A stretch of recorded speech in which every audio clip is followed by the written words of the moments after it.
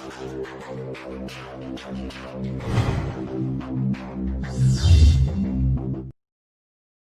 Everyone, welcome to my channel. आज हम solution chapter में से एक बहुत ही इम्पोर्टेंट टॉपिक करने वाले हैं जिसका नाम है राउल्स लॉ।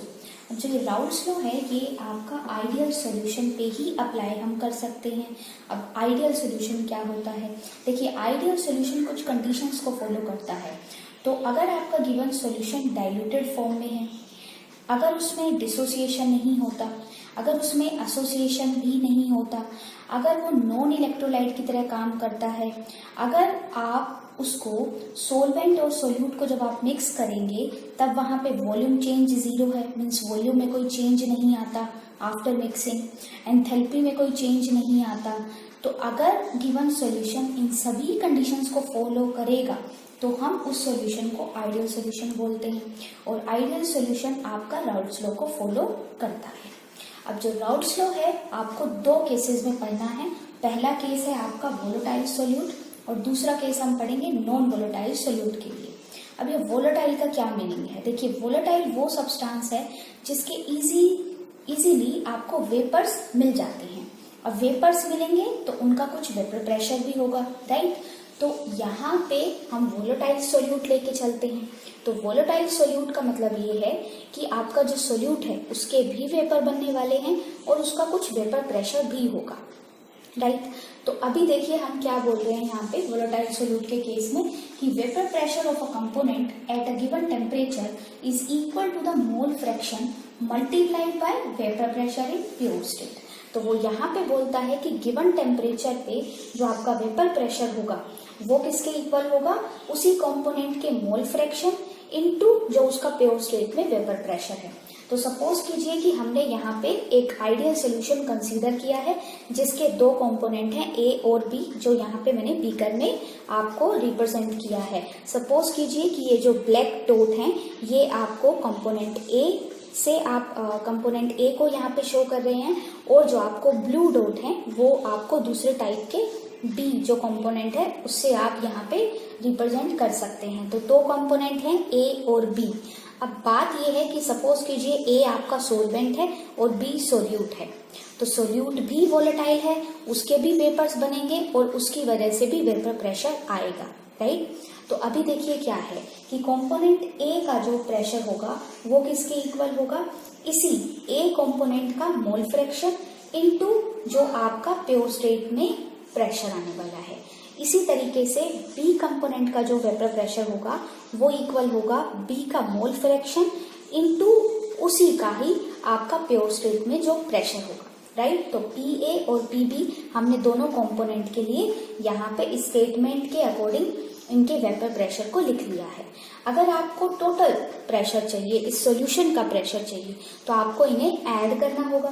तो टोटल प्रेशर होगा P A plus P B. P A की वैल्यू है P naught A X A, P B की वैल्यू है P naught B x B. तो ये हुआ आपका टोटल प्रेशर। तो यहाँ से आप टोटल प्रेशर को आप इजीली कैलकुलेट कर सकते हैं। इसी को ही दूसरी फॉर्म में, इजी फॉर्म में कैसे लिख सकते हैं कि हमारे पास एक रिलेशन है कि जो टोटल मोल फ्रैक्शन होगा दोनों कंपोनेंट का वो इक्वल टू 1 होगा। तो आप एक मोल फ्रैक्शन की वैल्यू को पुट कर सकते हैं 1 माइनस एक्स बी, या एक्स बी को आप लिख सकते हैं 1 माइनस एक्स ए। तो यहाँ पे हमने एक्स ए को यूज किया है। तो यहाँ पे जहां पे भी आपको एक्स ए इस इक्वेशन 1 में है उसकी जगह पे हम पुट करने वाले हैं 1 माइनस एक्स बी। तो यहाँ पे हम पुट करेंगे। तो पुट करने के बाद हमें मिलेगा 1 minus x B into P naught A plus P naught B x B, right? इसके बाद हमने यहाँ पे कॉमन ले लिया है एक्स बी को, तो हमारे पास यहाँ पे आने वाला है P naught B minus P naught A into x B plus P naught A. तो इस जो रिलेशन है यहाँ से हमें एक रिजल्ट मिलता है कि जो आपका टोटल वेपर प्रेशर होगा वो डायरेक्टली प्रोपोर्शनल है आपके मोल फ्रैक्शन ऑफ सोल्यूट के, अगर आप बी को एज अ सोल्यूट मानते हैं। तो यहाँ से आपको ये एक रिलेशन मिलता है और आप आई होप कि समझ गए होंगे कि वोलेटाइल सोल्यूट का मतलब है कि उसके वेपर्स बनेंगे और वो टोटल वेपर प्रेशर में अपना कंट्रीब्यूशन करने वाला है। इसके बाद हम करेंगे Raoult's law for non volatile solute. Non volatile solute वो होगा जिसके वेपर्स आपके इजीली नहीं बनते या बहुत ही कम अमाउंट में बनते हैं। तो वहां पे जो आपका टोटल वेपर प्रेशर होगा वो हम सोलवेंट का ही कंसीडर करते हैं। तो अभी हम करने वाले हैं Raoult's law for non volatile solute. तो चलिए अभी स्टार्ट कर लेते हैं Raoult's law for non volatile solute. इसके लिए देखिए आपके पास एक स्टेटमेंट है, एक रिजल्ट है कि relative lowering of vapour pressure is equal to the mole fraction of the solute. तो relative lowering of vapour pressure क्या है, इसको समझने के लिए आपको दो सिचुएशंस कंसीडर करनी है। सपोज कीजिए आपने बीकर में एक सोलवेंट लिया है प्योर स्टेट में, तो सरफेस पे जो आपके सोलवेंट के मॉलिक्यूल होंगे वो सभी के सभी वेपर्स बनाएंगे और उनकी वजह से कुछ वेपर प्रेशर क्रिएट होगा जिसको आप P नोट से रिप्रेजेंट कर सकते हैं। दूसरी सिचुएशन आप यहाँ पे देख सकते हैं जहाँ पे हमने उस सोलवेंट में एक नॉन वोलेटाइल सोल्यूट को ऐड कर दिया है जिसके वेपर्स नहीं बनने वाले। सपोज कीजिए ये जो ब्लू डॉट हैं ये आपके सोलवेंट के मॉलिक्यूल्स हैं और इसके बाद जो ये ब्लैक डैशेज हैं ये सोल्यूट है जो नॉन वोलेटाइल है। अभी देखिए क्या है कि पहली कंडीशन में सरफेस पे सभी मॉलिक्यूल सोलवेंट के थे जिनके वेपर बनते थे और जिनकी वजह से वेपर प्रेशर क्रिएट होता था। अब सरफेस पे कुछ ऐसे मॉलिक्यूल आ गए हैं जो नॉन वोलेटाइल सोल्यूट के हैं, तो इसीलिए जो आपके नंबर ऑफ वेपर्स होंगे वो कम हो गए हैं क्योंकि सरफेस पे सोलवेंट के मॉलिक्यूल कम हो गए हैं, इसीलिए वेपर प्रेशर भी कम आने वाला है। वेपर प्रेशर अब डिक्रीज हो चुका है।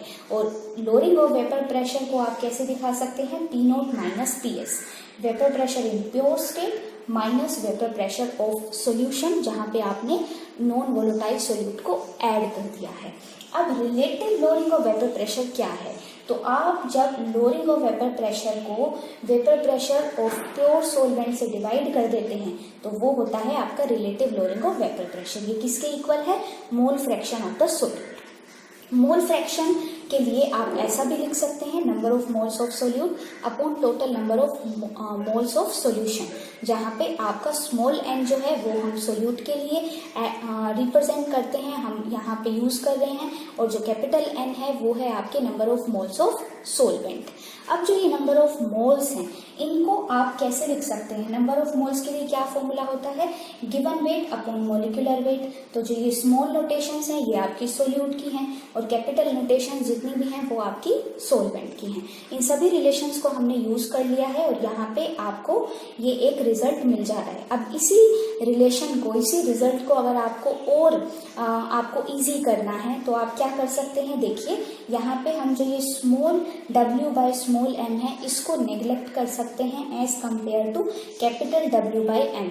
क्यों, देखिए जो ये W की वैल्यू है ये M से बहुत छोटी होने वाली है, इसलिए जो ये रेशियो आएगा इस वैल्यू मतलब इसकी वैल्यू भी बहुत कम आने वाली है, इसीलिए हमने यहाँ पे इस रेशियो को इस रेशियो के कंपैरिजन में निगलेक्ट कर दिया है इसको इजी बनाने के लिए। तो यहाँ पे हमने यूज कर लिया है और यहाँ पे इसको हमने सोल्व करके आपको यहाँ पे एक फाइनल रिजल्ट आपको मिल जा रहा है, small w into capital M by capital W into small m।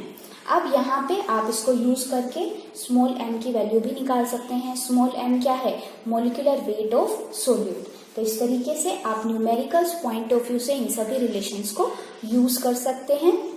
If you like this video, please like, share and subscribe our channel.